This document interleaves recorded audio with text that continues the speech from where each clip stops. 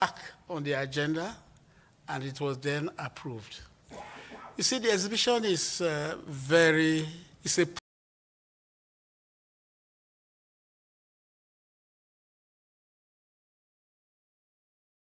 serving the world church in foreign countries, seeing some of those students they have trained or worked with, seeing them face to face and their family is something very unique. And it's a good feeling when you see some of the people you have trained coming out and taking responsible positions in the church.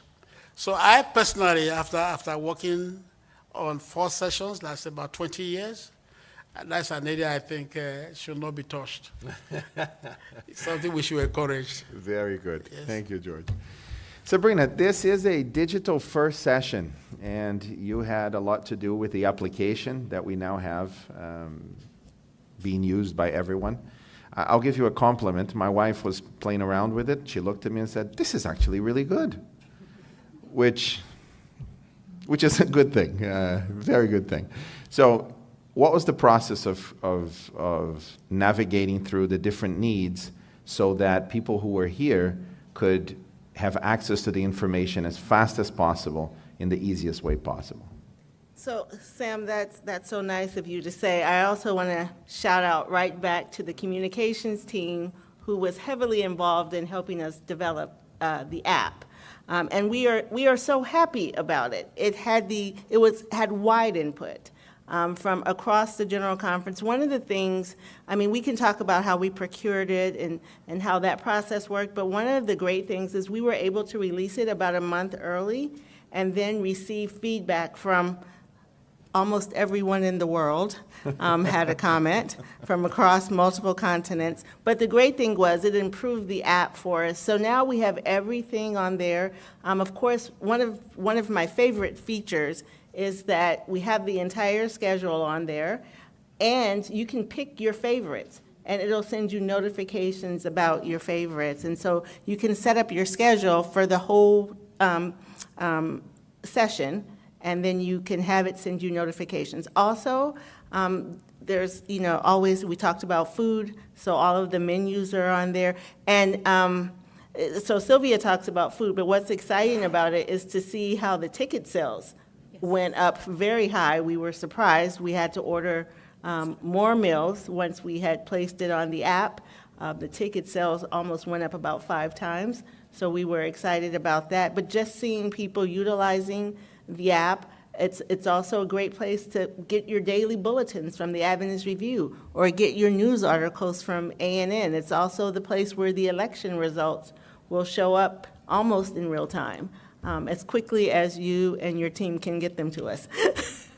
And so we're really excited about what's happening in the app, but what's one of the greatest things about the app is we get to use it again. So it's our new Adventist Events app. It'll be used for multiple sessions, multiple events. Hopefully one day it's something we can even share with our divisions and unions, and we can begin to use it across the church and continue to develop it. So we're calling it like 1.3 now, but hopefully by next GC session we'll be at 5.0. Yeah, improving constantly. Yeah. Well, not seeing any further questions for our GC session management, I would like to thank you so much for joining us. A round of applause to this great team, please. Thank you very much. Thank you. In the last moment, please, go ahead. So this morning when you did the orientation, you explained... Identify yourself and your organization, I'm Hayden please. Kobza with Spectrum Magazine. And this morning when you did the orientation, you explained some of the miscommunication and problems with security. I spoke with the officers who asked their supervisors that it was a GC session management decision about the doors being locked. And when we got into there at 1 p.m., several hours later, the CCTV and audio wasn't working. And during the election, there was problems with electronic voting, and it went to paper votes. So my question is, what are things that you guys can improve with all the management that's happening at the GC? I'll start with the last question that you asked. There was, as far as I could tell, no problem with the voting. The chairman just decided, as his prerogative, to move to a paper ballot to move things faster. or rather just a voting cards, not paper ballots, voting cards to move the process faster.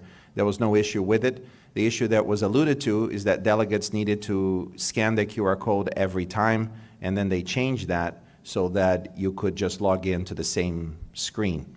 Now back to the previous questions on the security door that you asked. Would any of you like to comment on that? I think you're alluding to the external media door was closed this morning and was opened at 1 p.m. I will address the other issues about the sound at the top. I think it's been solved. If it not, it will be solved very soon. And the internet, was it the internet you mentioned? No, it was the audio and the CCTV that I mentioned. The audio Yeah. and the footage from the floor being on Yes, the sir. screens. Yes. Has it been resolved so far, do you know? Not that I have known. Okay, yet. if not, it will be resolved very soon. Would any of you like to comment on the doors in the morning? No? Okay, so, I think generally, when you start an event, the first day is very critical because we don't know what works, what does not work. I must tell you, my team is really working very hard, I must tell you. From delegates missing their flight and their rooms not available, and we have to cut out some hotels and see they are occupied. So, for example, I've covered more than 21,000 steps today. 21,000 steps. Day before yesterday, it was about 19.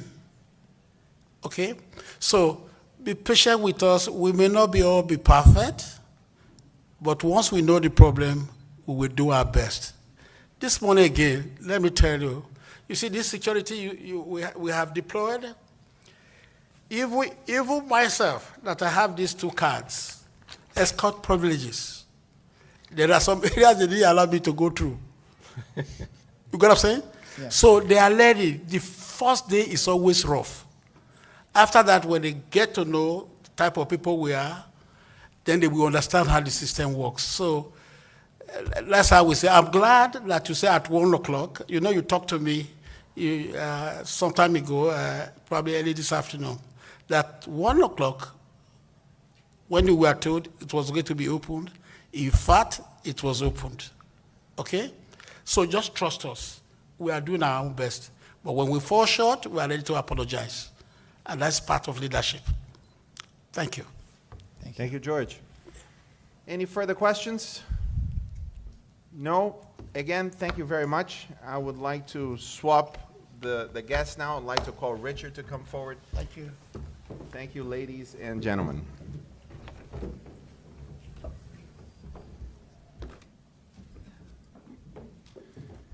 And now I'd like to introduce to you Pastor Richard Stevenson, who is the Chief Technology Officer for the General Conference and an Associate Treasurer.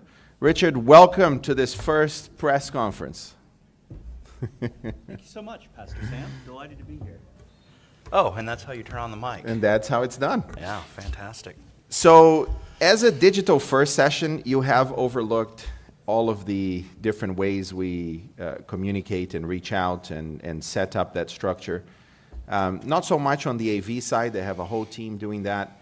But I would like you to talk a little bit about the new technology that we are testing, that Hope Channel developed for translating, not just in the 6 languages, but many more languages. If you could let us know about that. Yeah, so this is something that we're really excited about. We recently launched last year a initiative that we call the World Church Platforms, and that is part of Adventist.cloud, which is kind of the parent URL.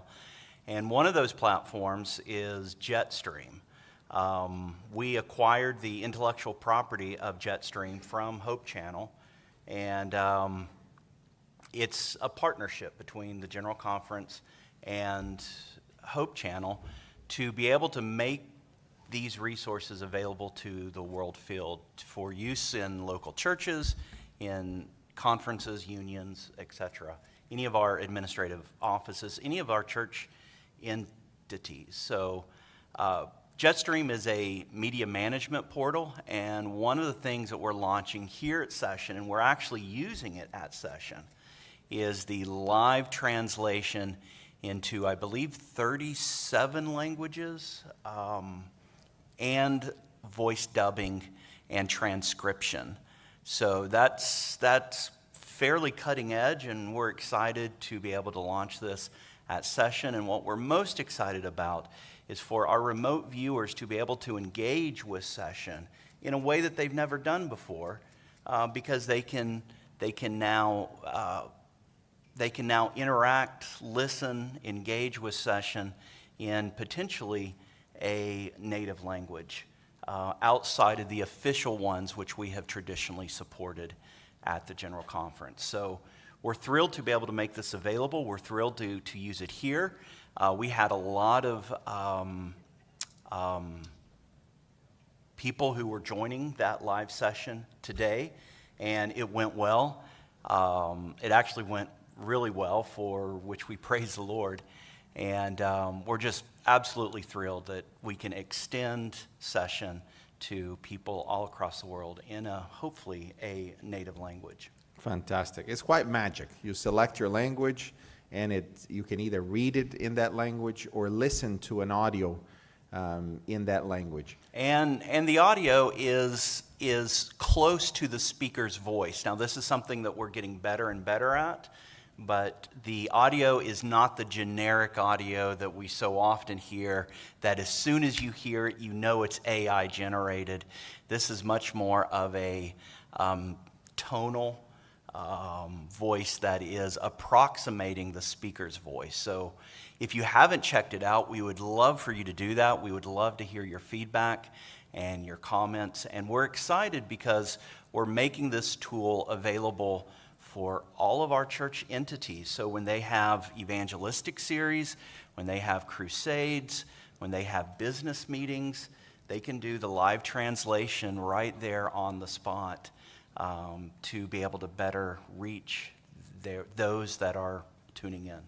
Excellent. Now let's transition to the application. Sabrina mentioned that this is not just a GC Session app, it's an events app that can be used for other events from different entities around the world. They need an event app. They can use the same one we're using at GC Session for themselves. What's the structure there? What's the architecture and the idea there, please, Richard? Yeah, so we are using a industry standard language called Flutter. You're probably familiar with it if you're in that space. It allows you to develop once and then deploy to the common mobile environments, so in this case, Apple and Android. We're doing this through a partnership with the South American Division and the Institute of Advanced Technology, IATech.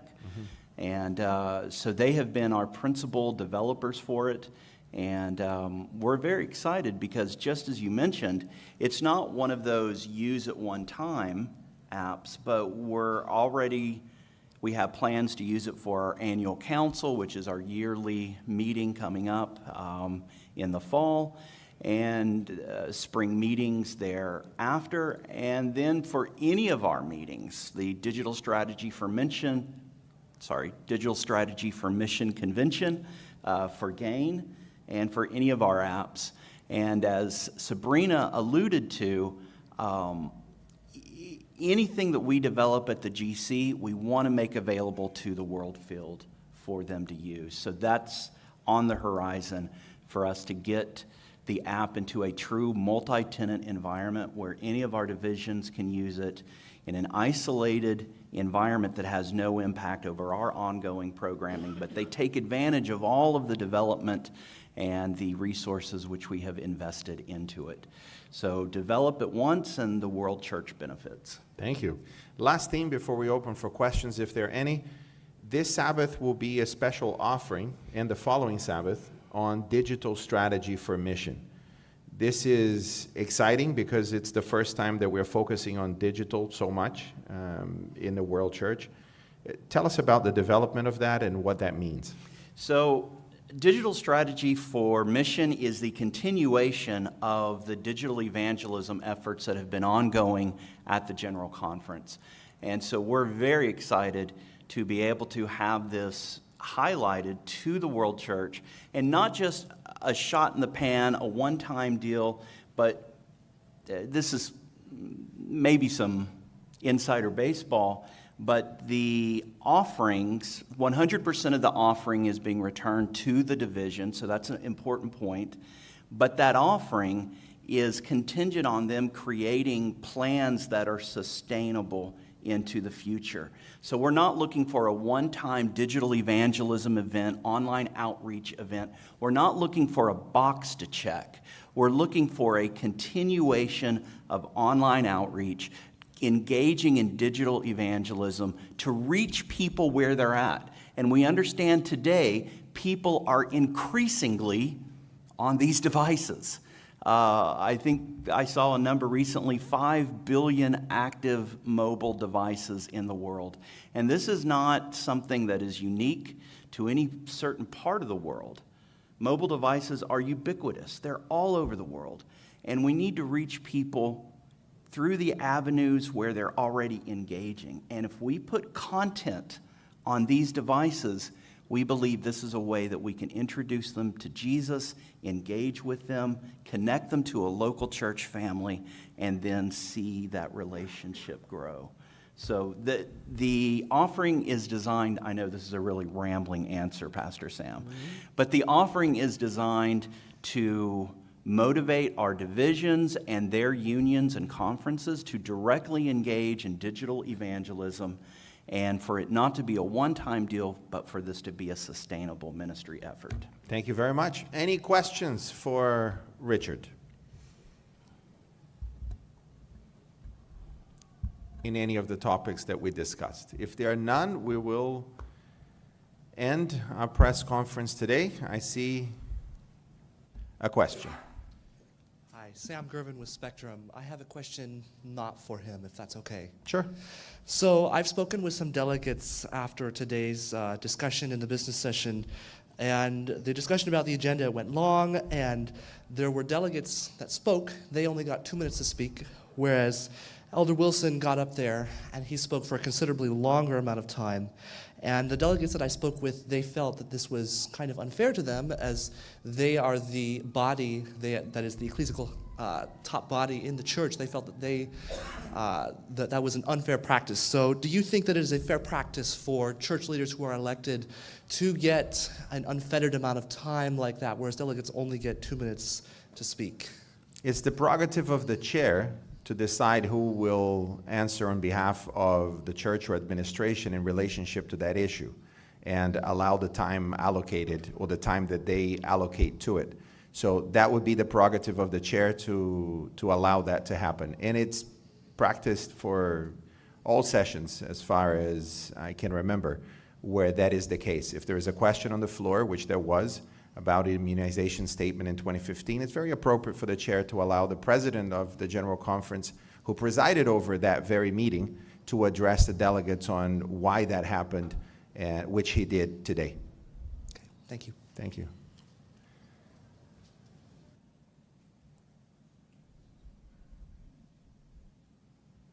I want to follow up, Andy Roman, Edmund Messenger. I want to follow up on the point that he made.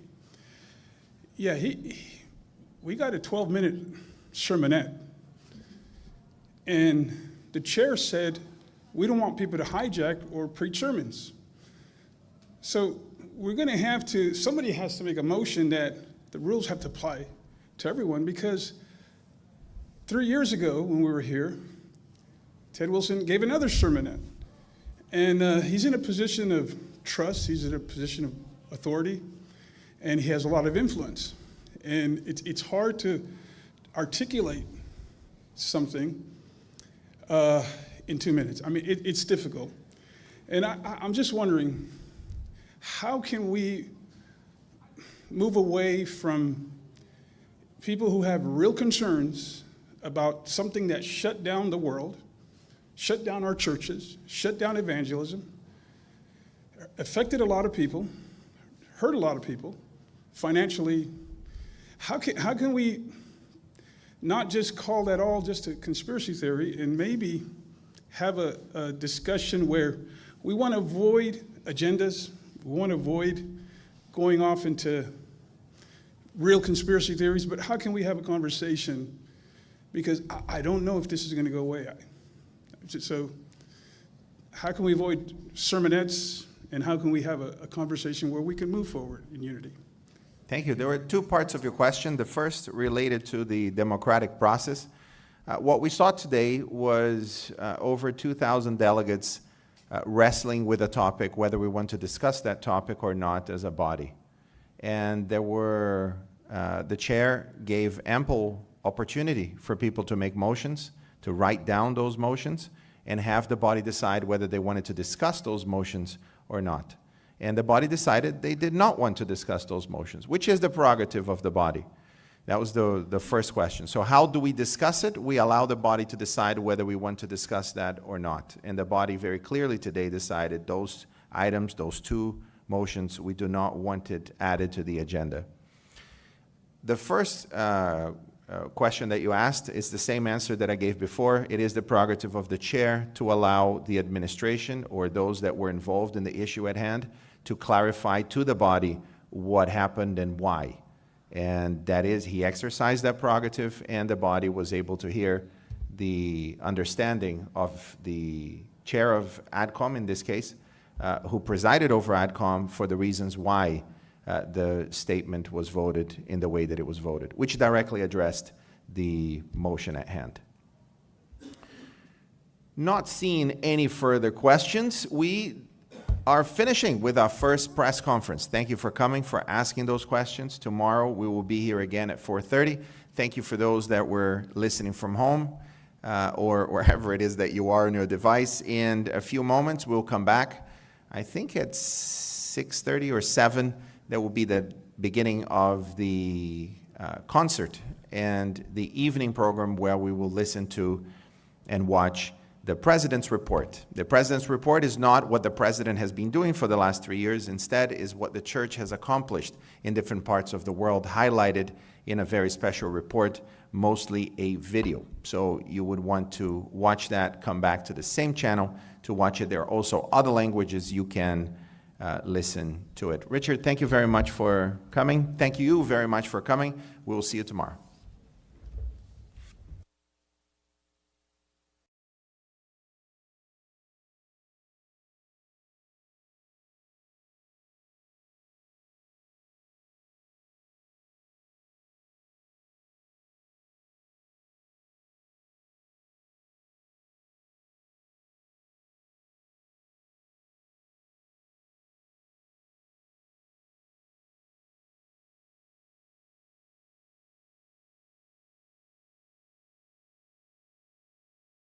Easy grab and go.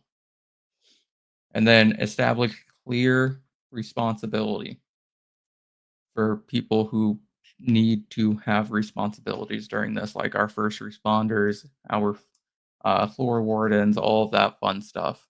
They should have accountability if they do something wrong. And as always, remember, practicing and being safe is just the first step. Preparing for the worst case scenarios, that's how we can save lives and how we can protect everyone. And now we're going to open up the Q&A. I saw some people had some questions throughout that slide. First of all, what a nerd. Documentation and paperwork. Wow.